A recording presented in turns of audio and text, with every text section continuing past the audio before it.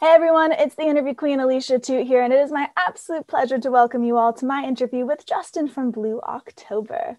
Hi. Hello. Thank you for having me. It's my absolute pleasure to be on your show. So thank you. Absolutely. I'm so psyched about this. I've been listening to your tunes for a very, very long time, so I'm really glad we're able to make this happen. So, first off, I do want to Wow. ask, how are you holding up? Because I know right now times are a little bit crazy. So, how are you doing with everything?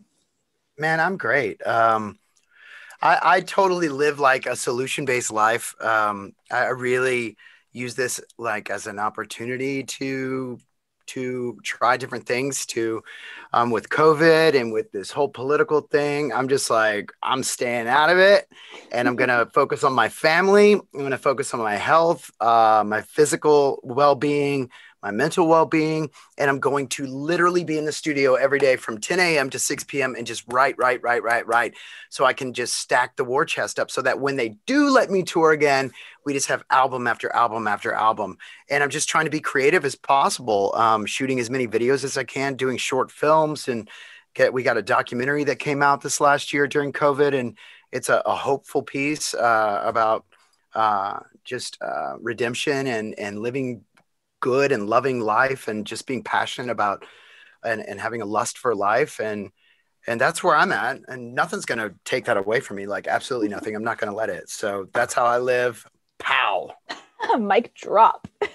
Boom. I really do feel like that's the best mentality to have right now because so much craziness is happening, but unfortunately, so much of it is out of our control. So if you kind of, in a sense, put your head down, focus on yourself and your loved ones, you can at least try to make the best out of all of this. Yeah, I mean, I don't know how many times I've heard people say, oh, I wish I could just have some time off and Right. focus on doing something else. Well, you've had 7 months. What have you done with it? Like, what did you do that was outstanding? Because I'm going, man. I'm just going to learn as much as I possibly can. I'm going to get as fit as I possibly can so that I don't know, when it's over with or when we get back to whatever the normal is these days, I'm not going to be the one that's constantly going, oh, that was such a rough time. Oh, Lord. I'm going to be like, pow. I mean, what else are you going to do? Are you going to lay there and whine like a little bitch? Right. No. No, it's not the way to That's go. just, I don't get it. I don't get it. I don't get it. You mentioned how it's been keeping you really busy work from about 10 to 6. And I'm assuming once that 6 hits, you've been getting down in a lot of Grey's Anatomy because I know that you've just been absolutely loving that show. So is that kind of, she brought it up. What do you mean? What do you mean? Did I start completely over on season 1 and go through all the way season 15? And now I'm desperately waiting for That's the next season to commitment. come out. Yeah, I have literally done that. And I'm sorry. I am a huge fan of Grey's Anatomy. I'm a huge fan of the show Ozark. So good. Yeah, I mean, like, wow. And then there's this new show that I started watching last night. You have to watch it. Oh my God, it blew my mind. But it has what's her name? She used to be the red hair. She used to date Nicole Kidman and the English bloke, the guy that's like very handsome, and he used to be in like all the movies about love and Hugh, what's his name? huge. No, Grant? not Hugh Jack. Hugh Grant. Yes, Look at it's on that. HBO. Oh my Lord! Like Okay. I watched it, and it kept me up 2 hours afterwards because I was just like stunned. Ooh, I'm gonna have to look You into gotta this. watch it. Yeah. Yeah, I don't. I'll look at what it's called, Yeah, please and do. I'll like tell you before we get off here because I swear that one episode I'm like, you've got to be kidding me. No, no, no, no. Okay. I'm excited now. I've been Yeah. looking for new things to kind of binge when I'm done work or you need to decompress at night. Me too.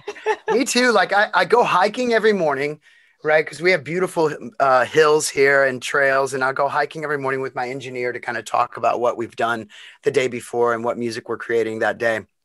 But then at night, I put my kids to bed, and then I'm like, hmm. And so like I go, and I'm such like a forensic files like, I've seen every episode, every single one. oh my God, So there's good. something so good about other people dying and not you that makes you feel so grateful. And you have to check out the Unsolved Mysteries thing and the Oh, I already did it. my bad. No, no, I no, should no. have Like, known. Should have I known. didn't mean to step on your feet, but done it. I got the t-shirt. I actually watched it when it first came out, like in the early '90s. Like that, you can tell it was filmed way back then, and now I'm just like, yeah, He's I'm way watching it ahead of the again. curve. Yeah, yeah, yeah. But the only thing that sucks about those is that they're unsolved. So you're I like, know. what? Cliffhanger What do you every mean? time. And I feel like an idiot because I forget that it's unsolved is literally in the title. So I'll be like two Yeah. minutes out and then they show that little thing at the end and I'm like, shit, they got me again. Like really, for an hour, I'm sitting here going like, was it Susie? Was it her husband? Was it the Exactly. crackhead? And nothing, No, nothing. no. Yeah, yeah, yeah. Anyway. I'm really glad we were able to cover a vast array of Mhm. different shows there. But there is something I want to get into, and that's the fact that you have Okay. a brand new record out called This Is What I Live For. And Yeah. everyone can finally dive into it. So now that you do have a few records under your belt, do you still kind of get those pre-release jitters, or is it now just relief? Everyone can hear it, and you're just kind of on top of the world at that point? Uh, it's such a it's so cheesy. I'm such a romantic, and I'm such a guy that I'm a senses guy. Smells, touch, feel, hear. It's everything to me, you know. Um, so when an album comes out, I've put all those senses into it, and I'm just so super happy about it because of the craft that went into it these days. When I used to write, it was all about, oh, Justin, hate me today. Oh, I'm so depressed. Ah, and now it's more like I can write about other things, how beautiful the world is, and how depression still hits hard, but how it adds a little color because it's not going anywhere. And Right. instead of playing the victim, I can play the grateful, nostalgic, romantic, artsy fartsy guy who just loves making music. I mean, the first time I listened to like The Cure's Disintegration or like Radiohead's OK Computer, I just remember being like, and just being so engulfed with it. Like, that's all I want to do. It's all I want to do. So when it's out, it's a relief because I've done everything. And if people don't like it, then I'm just like, I love it. Yeah, that's what Well, matters. And I'm well, glad I you love it. I'm glad you brought up the romance side of it because the album lyrics are quite romantic, and you've always kind of had a knack for writing about hardships, but in a really relatable and open way. So, has it always been easy for you to break that barrier between very personal topics and then everyone who's listening, or did that come a little bit later on into writing and popularity and sharing things with people? I think it's always been that way because I grew up on bands like the Smiths, who were literally so blunt about Yes, everything they like the most said. blunt band ever. The most blunt band ever. And like you can either love them or hate them. And I love them just because of that. Um, it's so I've always been that way. And I was always fascinated about why other writers didn't do that. Why did they just tap the surface? Why do bands just say, you and me, we're so happy? Like, what the hell is that? Like, I remember my creative writing teacher in eighth grade smacking me on the hand when I wrote just a half-ass poem, and just going, what is that? You're Yeah. better than that. That's bullshit. That was not good at all. Like almost like spitting. Don't ever do that again. And I remember from that moment, I was like, wow, okay. And I just take it so seriously. It's just what I do. And I guess I don't know how I do it or why I do it. It's just, I love doing it and I love writing poetry and I love seeing things in different colors and I love smelling things in different ways. And I don't know. I'm super grateful. I'll tell you that much. I'm Super grateful. I'm happy you brought up the creative writing class there because I pretty much took all writing classes in like my final year of high school, just because that's what I wanted to do, getting into journalism. And I found that some of the articles I wrote within those courses, I actually was able to publish afterwards. So as far as writing Whoa. and songwriting goes, is there anything that you wrote really early on that has made it onto one of your records? Like, what would you say is the earliest lyric that you actually put on an album? I would have to say it would be the Black Orchid song. I wrote it when I was like 14 years old. I mean, I've written Okay. stuff way before that, but Black Orchid I wrote like so long ago. And it was such a heavy, heavy, dramatic song about like a little dude just wanting to kill himself, like at 14. And I look back at it today and I'm like, what the hell were you going through, bro? Like, Right. seriously? And of course, it had to do with a breakup. You know, Doesn't if it I ever always? got broken up with, oh Lord, the world is over. She does not, Elizabeth Bowie does not love me anymore. I can't live. Like, what is that? Now I'm like, just find another one, dude. Move on. But back then, I remember that song being so like at 14, I'm playing it for people in like bars because they let me play it, and people were just like, "What is wrong with this kid?" Or "Wow, holy, you need to keep writing." And Hmm. thank God my mom and my dad were like that. They were like, "That's deep, That's and you need to amazing. go see a shrink, and you need to get on some meds, But but it's beautiful, and don't ever stop." So they were just like, "Here's a guitar, here's a microphone, here's a shitload of journals, go, and don't ever let anyone change you." it's And that's one incredible. crazy thing. That's one thing about it is like I've been in many relationships where that was threatened, like bad relationships where yeah, I'm sure like you've been in relationships where you're just like, excuse me? Yeah. Like you don't even know me. Don't even try to tell me that this isn't me. Like I love what I do. And yes, it's quirky and yes, it's out of the box and it's not the way you live, but don't even try to take that from me. And it's the most passionate thing I have. And I swear no one will ever take it from me. And I just adore it. I love it, just like you love writing. I Yeah. couldn't live without it.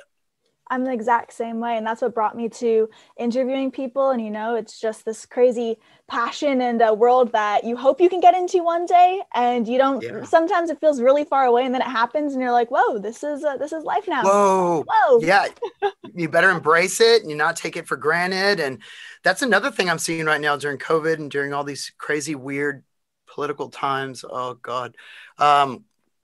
Is people really took their craft for granted. And now that they can't do it, it's almost like, wow, it's when you have the ability to make art for a living, you thank God every day you wake up that you're breathing and that's your job because it could be so much worse, you Well, know. definitely. And since we're speaking about things we're passionate about, I have a couple more very serious questions for you. So the Okay. first one is Ooh. how many times a day would you say you tap into British, Justin? Well, I'd have to say that would be quite a few times a day because I Mhm. grew up on all British bands. And Me all my too. British friends would probably be smacking me in the face to try and talk like that right now. But like Peter Gabriel on the new album, I actually went to Peter Gabriel's studio in Bath, England to record a couple of songs. That's sweet. Oh my God. I swear to God, they called him and said, stay home because there's a stalker here. And he didn't show up. Oh, Um, but I would have to say, me tapping into my English voice probably about 14 times a day. okay. I think that's a good It's great. ratio. Like an even number rather. Next serious question. This one is actually like a little serious, not in like a morbid, dark way, but a very, I think it's gonna be hard for you way. Peter Gabriel, The Smiths, or The Cure. If you could hang out with one, Oh, what? not your favorite band, but if you could hang out with one of them for a day, which would you choose?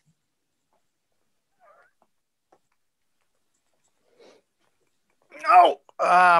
Peter Gabriel. Okay. Just because Peter Gabriel, I respect his like whole like business ethic and what he's done with his life now and his family ethic. And The Cure, I'm afraid that they'd want to drink too many beers and I'm sober and I'm afraid that I'll be like, I gotta have a beer with the Robert Smith. And Right? Morrissey, I don't even want to meet that guy. I'd be so scared. I don't even want to meet that guy because I can't eat a burger first of all around him because I he'll know. he'll threaten me, you Literally. know. So I'm gonna hang out with Peter Gabriel, and yeah, that's what I'm gonna do. Sounds like a good That time. was a great question, though. That was a Thank you. really good question. I, That's I try to have a couple up my sleeve.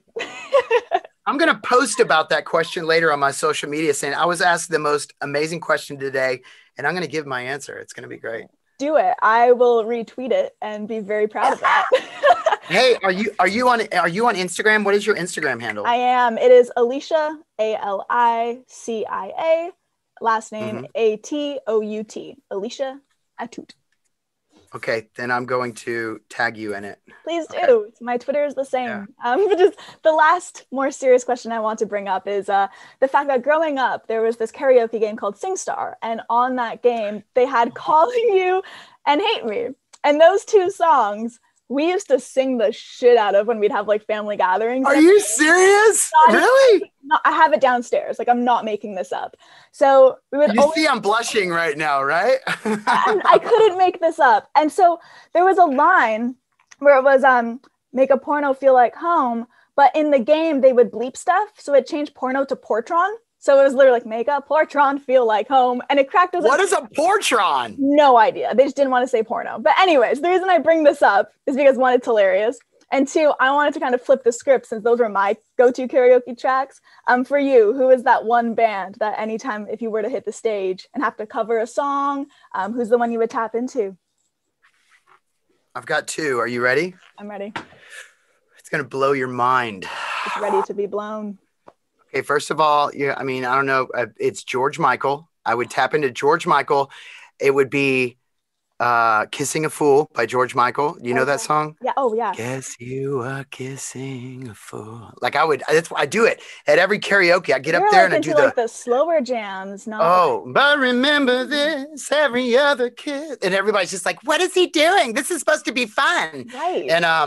And then the next one is Chris Isaak, Wicked Game. Okay. I thought you were going to pick two George Michael ones, and I thought you were going to go with like Heal the Pain or something, because it's like another slow jam that you can like completely control the stage with, you know. But girl, if I were to go with another George Michael, it would have to be Careless Whisper. No, it'd be One More Try. But I don't want to learn to hold you, touch you. You're ditching the saxy for some falsetto. Ooh, I got chills. Look at these. These are chills. Look at those. Oh my gosh. Well, I really do want to say, Justin, thank you so much for taking the time, hanging out today. It's been an absolute blast being able to speak with you, along with British Justin. So thank you so much.